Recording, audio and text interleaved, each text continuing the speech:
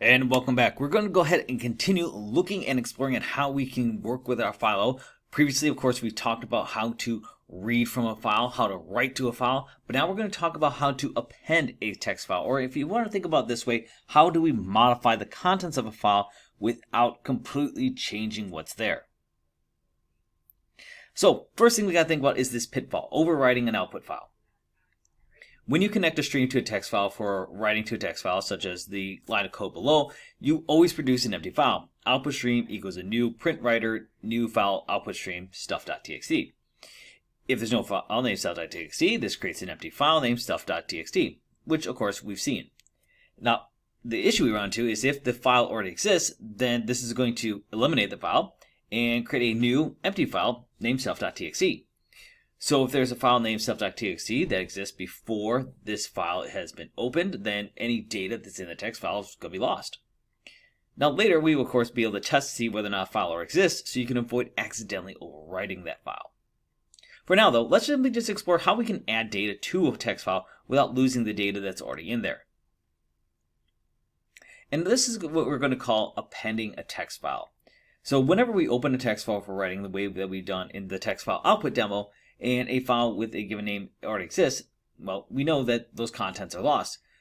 But a lot of times we don't want to simply just rewrite every time. Sometimes we want to add data to it, right? We want to say, hey, I got this new data. Like maybe I'm using this text file, for example, to keep track of a set of scores, and I want to keep track of the high scores, and so I want to keep that tally running. Well, the way we're going to do this is to add to the end of the file, and this is what's known as appending the file. We're not necessarily combing the whole file looking for contents. We're simply just sticking things on the end of that file. And as we append a file, the thing to keep in mind is if we're looking, for example, at stuff.txt, we're going to approach this in the same way that we did previously. We're going to connect it to our output stream, and if you look, it's exactly the same as what we saw before. However, there's one small difference. In the parentheses here, where we have stuff.txt, you'll see we don't close the parentheses right away. Instead, we do comma, true. And this comma true is a flag that tells Java that, hey, this is an appending output stream rather than a elimination. So if the file stuff.txt does not already exist, Java's like, oh, well, you don't have this file. I'm going to create an empty file, that name, and we're just going to put the output on the end of the string anyways, which of course just makes it start at the beginning. However, if that file does exist, Java's like, oh, well, we don't want to delete these things. Instead, the old contents of whatever's in that file are going to remain, and the program's output will then be placed after those old contents of the file. Now, a quick tip, though, when we start dealing with all these files is keep in mind about the toString method, because it can actually help with text file output.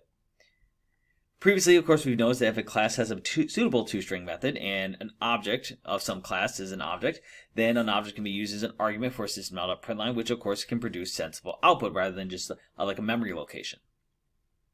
The same thing here is going to apply to our methods println and print of the class printWriter. So just keep that in mind.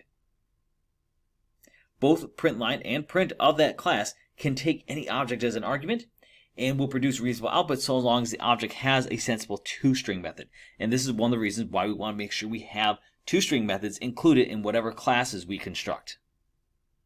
Now here we are with my text output demo. I didn't create a new class. Instead, I'm just going to use the existing one here and just going to modify that. The biggest thing you'll see is that I modified this to be stuff.txt, comma true. And if we look at stuff.txt right now, we can see we have 3 lines of code in here. And what I'm going to do is I'm just going to go ahead and rerun my program. And it should, of course, generate a new statement. Now I'm going to modify this a little bit here. It says, writing to the file, I'm just going to put again, just so that we can kind of see that this is modifying this original line here. And so let's go ahead and run our code. It says write to the file again. Let's enter a line of textbook. And let's just say a new line of text. Hit enter. It says end of program. And now let's go look at our stuff.txt file. And you can see that it is now updated. So we still have our quick brown fox line here. And we said this is a line of text to be written to the file, which is, again, this is our original lines in here. However, now we say the quick brown fox jumps to the zog, thus of course repeating that output that we had before, and a new line of text. And that is all that's to it to append to a text file. There's no special things we have to do other than simply just update this flag to be the name of our text file, in quotations, comma, true.